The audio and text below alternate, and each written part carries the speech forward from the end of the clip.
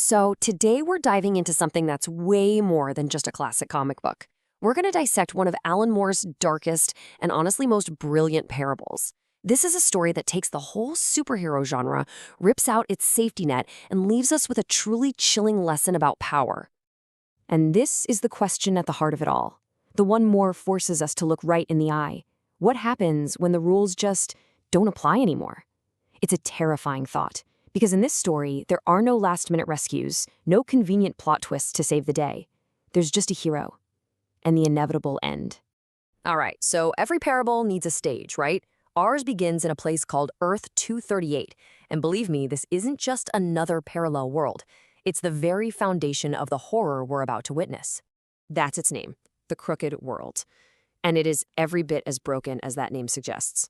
You got to picture a dark mirror of Britain, just pushed to this bleak, totalitarian extreme.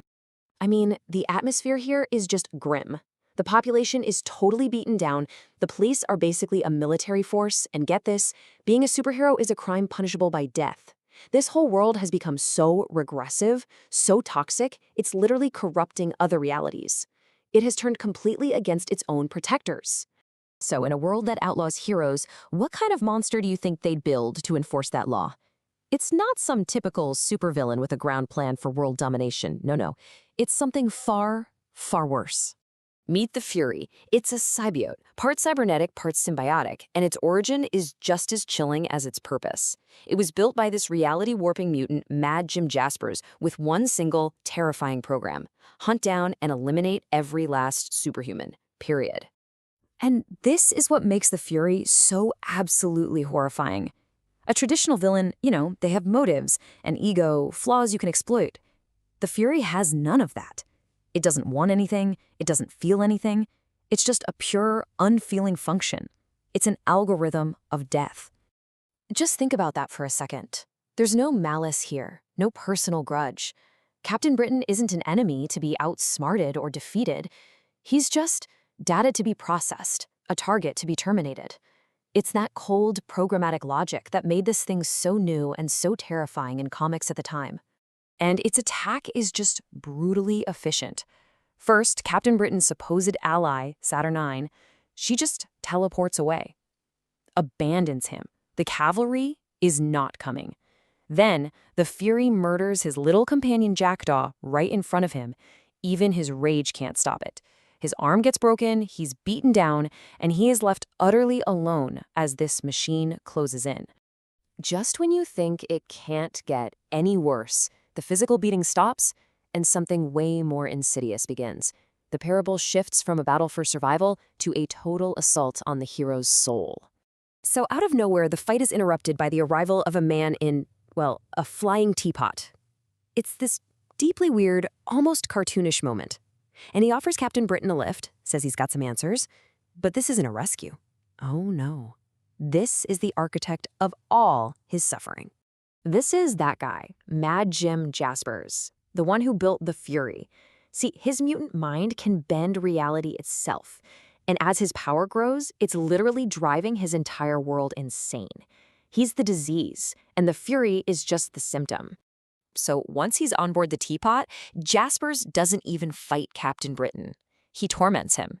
He subjects him to these horrifying visions of everyone who's died on this world. He's forcing our hero to witness the full scale of the chaos he's caused. This is all about breaking his spirit completely before his body is finally destroyed. And that brings us to the final act of this really grim parable.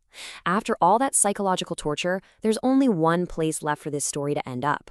Terrified, Captain Britain actually flees the teapot. He falls out of the sky, only for Jaspers to drop him right in the middle of a graveyard. But this isn't just any graveyard. This is where the Fury has left the bodies of all its other victims. Now look at these names. They might not seem familiar, and that's exactly the point. Moore is deliberately using characters based on old British comic book heroes from the 50s, 60s, and 70s. This isn't just some random list of victims. This is the meta-commentary, the absolute masterstroke of the whole thing.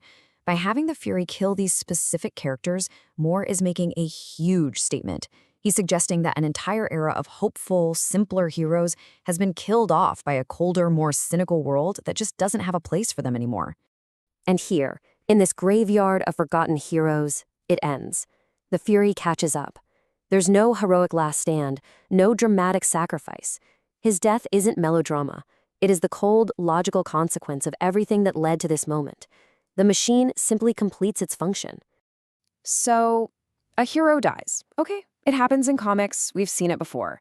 But the way he dies and why he dies, that is the entire point of this parable. Let's really unpack the moral of the story here. And here it is, the core lesson. The Fury is basically a metaphor for institutional power at its most dehumanized. It's a system that runs on pure, programmatic logic, with zero capacity for mercy or doubt.